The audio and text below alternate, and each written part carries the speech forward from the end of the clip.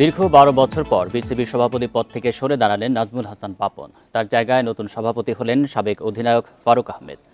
বিসিবির জরুরি সভায় অনলাইনে যোগ দিয়ে সিদ্ধান্ত জানান পাপন। ২০১২ সাল থেকে বিসিবির শীর্ষ পদে ছিলেন তিনি। এশিয়ান ক্রিকেট কাউন্সিলের দায়িত্ব পালন করেছেন।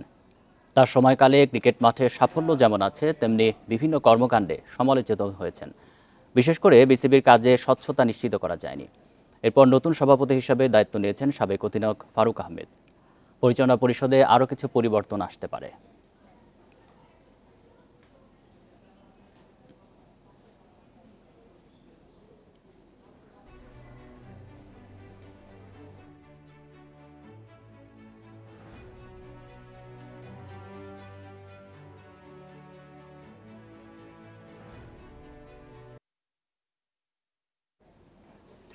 এ নিয়ে আলোচনা করতে স্টুডিওতে আমাদের সাথে আছেন ক্রীড়া সম্পাদক রাকিবুল হাসান।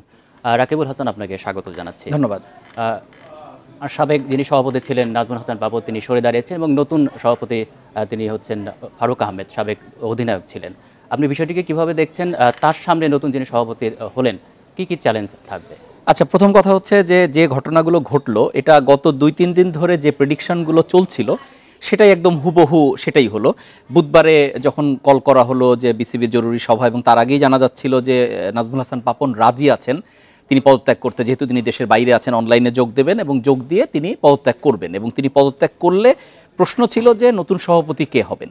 এবং সেক্ষেত্রে একটা ঝামেলার যে বিষয়টা ছিল সেটা হচ্ছে যে কাউন্সিলর না হলে, বিসিবির কাউন্সিলর না হলে কাউকে সভাপতি করা যায় না। তার মানে যারা পরিচালনা পর্ষদে ছিলেন তাদের মধ্যে থেকে কারোকে করতে হতো, অথবা নতুন কাউকে যদি আনতে হয় তাহলে তাকে সেই প্রক্রিয়ার মধ্যে দিয়ে আনতে হতো। এর মধ্যেই একটা লম্বা সময়ও দরকার। হ্যাঁ, সেটা সলভ হয়েছে এভাবে যে ন্যাশনাল স্পোর্টস কাউন্সিল, এনএসসি, যেটা এনএসসির দুজন মনোনীত যারা থাকেন তাদেরকে পরিবর্তন করার মাধ্যমে ফারুক আহমেদ ঢুকে যাচ্ছেন কাউন্সিলর হিসেবে। এবং ঢুকে যাওয়ার পরে তাকে আজকে সভাপতি ডিক্লেয়ার করা হয়েছে, যেহেতু জালাল ইউনুসের মধ্যেই পদত্যাগ করে ফেলেছেন।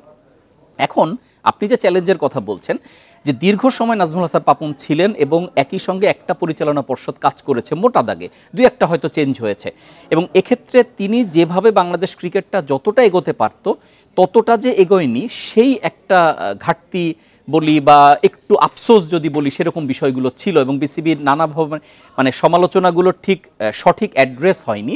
এখন যেহেতু পুরো প্রেক্ষাপটটা বদলে গেছে, রাজনৈতিক যে পট পরিবর্তন হয়েছে, আন্দোলনের মাধ্যমে দেশে এখন একটা অন্তর্বর্তীকালীন সরকার চলছে, যে কারণে এই পরিবর্তনটাও এক ধরনের অপরিহার্যই হয়ে পড়েছিল। এবং সেক্ষেত্রে যে কয়েকজন পরিচালক উপস্থিত আছেন তাদের নিয়ে আজকে সভাটা হয়েছে, এবং যেখানে নাজমুল হাসান পাপন যোগ দিয়েই পদত্যাগটা করলেন। আর ফারুক আহমেদের সামনে সবচেয়ে বড় চ্যালেঞ্জ যেটা হবে সেটা হচ্ছে, একটা জিনিস আপনি গতকালই জানেন, নারী টি-20 ওয়ার্ল্ড কাপ বাংলাদেশ থেকে চলে গেছে, যেটার আসলে এত কুইক সময় সেটা সলভের সম্ভাবনা নাই। তাতে করে কিন্তু একটা ভাবমূর্তির প্রশ্ন চলে আসে, যেহেতু একটা বড় আয়োজন বাংলাদেশের হাত থেকে ফসকে গেছে। ফলে সেই জায়গাটা রিকভারি করার ক্ষেত্রে সামনে মাঠের পারফরমেন্স, আজকে থেকেই কিন্তু বাংলাদেশ একটা টেস্ট ম্যাচে খেলতে নামছে পাকিস্তানের সঙ্গে।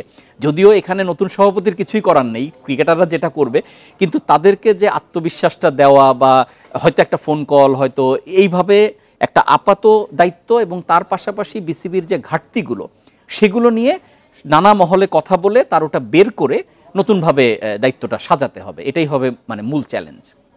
আমরা যেমন রিপোর্টই দেখছিলাম যে নাজমুল হাসান পাপনের সময়তে নানান যেমন ভালো কাজও আছে, কিছু কিছু বিষয়ে সমস্যা ছিল এবং সেটা নিয়ে সমালোচনা হয়েছে। সেই বিষয়গুলো আসলে কি ছিল? দেখেন, একটা জিনিস হচ্ছে, বাংলাদেশে সবসময় একটা বিষয় খুব বড় হয় যে ডান বামের মানুষ সব সামলানোটা সবচেয়ে মুশকিল হয়ে যায়। আমরা বিভিন্ন সময় দেখি, আপনি যে পদের কথাই বলেন না কেন, মূল যে পদটা থাকে তার ডান বাম আশেপাশে যারা থাকে তাদের কারণেই কিন্তু অনেক বিপদ তৈরি হয়। এক্ষেত্রেও বিসিবির ক্ষেত্রেও সেরকম বিষয়টাই হয়েছে যে নাজমুল হাসান পাপনের খুব আস্থাভাজন যে পরিচালকরা ছিলেন, যারা বড় বড় পদে ছিলেন, তারা অনেকে কিন্তু বিভিন্নভাবে, আপনি যদি ক্লাবের উপর হস্তক্ষেপ বলেন, কাউন্সিলরশিপের প্রক্রিয়া, মানে কাউন্সিলরশিপ হলেই তো বিসিবির ভোটাধিকার আসে, সেই বিষয়গুলোতে ইনভলভমেন্ট,